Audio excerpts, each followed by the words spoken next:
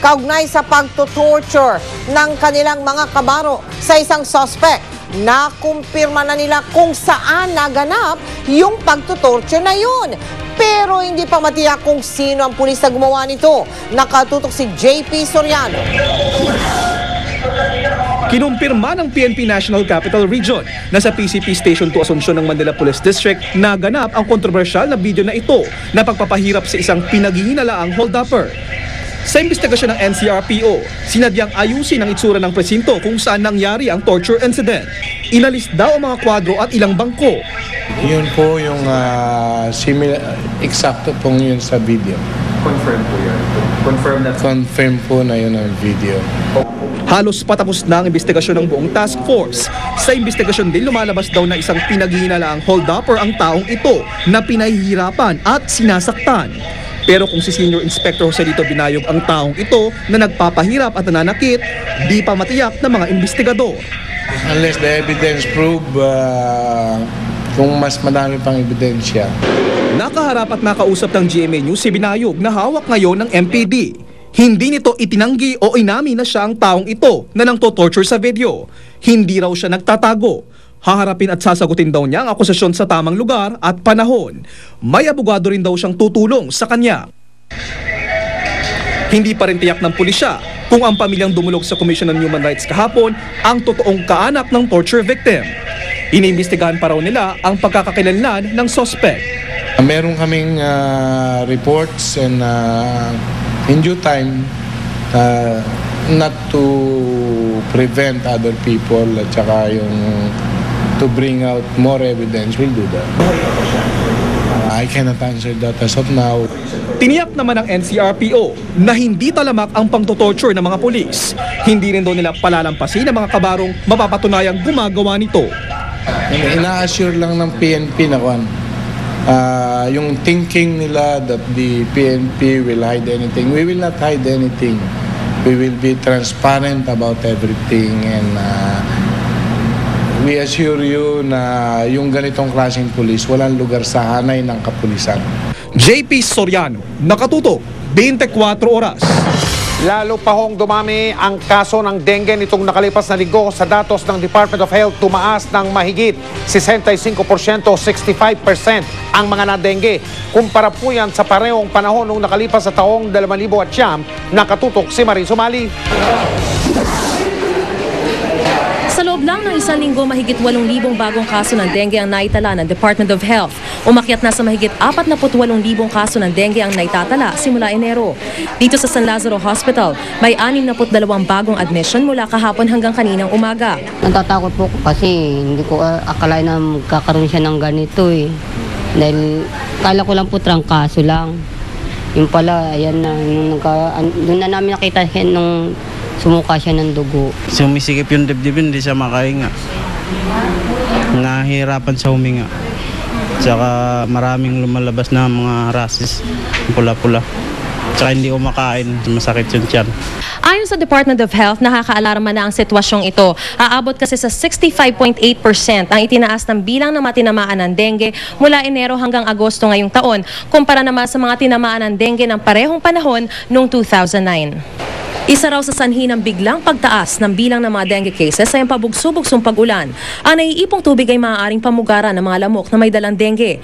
Pati ang climate change, sinisisi rin ng DOH. Kung kasi nagkakaroon ng increase in temperature, sinasabi na itong mga lamok na to, mas madali yung kanilang production. No? Mas nagpo-proliferate sila in terms of number. Nagkakaroon ng change in terms of their biting habits.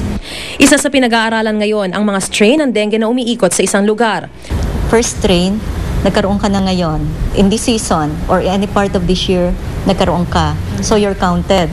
But then, you acquired the second strain. So another count again, na case ka. Dahil dagsama ang pasyente, pinag-utos na ni DOH Secretary Enrique Ona na maglagay ng dengue express lanes sa bawat ospital. Dapat din daw siguruhin ng mga ospital na may sapat na gamit gaya ng IV fluids, gamot at supply ng dugo. Nagbabahay-bahay na rin ang DOH sa kanilang kampanya kontra dengue. Patuloy ang kanilang paalala na sundin ang 4S ng DOH. Search and destroy o alisin ang posibleng pamugaran ng lamok. Self-protection o magsuot ng damit na matatakpan ng katawan at gumamit din ng insect repellent. Seek early consultation o kumonsulta agad sa doktor pag may sintomas ng dengue. At say no to indiscriminate fogging. Mariz Umali, nakatutok, 24 oras.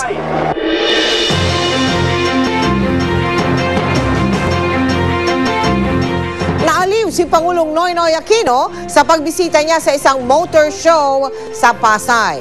Isa raw sa mga namimiss ng Pangulo, mula na siya maging Pangulo, ano po? Yung magmaneho. Nakatutok si Sandra Aguinaldo. Tila libang na libang si Pangulong Aquino sa magagarang kotseng nakadisplay sa 3rd Philippine International Motor Show sa World Trade Center kanina. Isa-isang binisita ang mga booth at hinangaan ang ilang sasakyang sa magazine lang nakikita ng marami sa atin. Ilan sa mga kotseng nakakuha ng pansin ng Pangulo ay ang sports car na nagkakahalaga ng 8.7 million pesos at ang isang ito na halos 13 milyong piso. Yun nga lang, wala raw balak bumili ang Pangulo. Instead of asking me, he tells me a lot about this car. So I think he knows what he's talking about. Sa harap ng mga miyembro ng Chamber of Automotive Manufacturers of the Philippines o CAMPI, ikinuwento ni Pangulong Aquino na tapos na ang maliligayang araw niya sa likod ng manibela. I must confess, driving peacefully on a smooth, empty highway is one of my favorite luxuries. I did manage to get behind the wheel a few times despite of the hectic schedule, much to the horror of my security people. Nowadays, I am clearly deprived, and I know my passion for driving performing cars will have to take a backseat for now. Sa Statement of Assets, Liabilities and Net Worth ni Pangulong Aquino noong 2009, 3 sasakyan na nagkakahalaga lahat ng 9 million pesos ang kanyang idineklara. Nagpasalamat din ang Pangulo sa patuloy na tiwala sa bansa ng mga automotive manufacturers, isang 100 billion peso industry na nagbibigay ng trabaho sa mahigit 70,000 Pilipino. At para makumbinsi pa ang mga mamumuhunan, ikinumpara ng Pangulo ang Pilipinas sa isang sasakyang handa ng umarangkada. Panahon na upang humataw ang ating ekonomiya. The Philippines is once again open for business. Gentlemen and ladies, start your engines. The race is on. Maraming salamat po.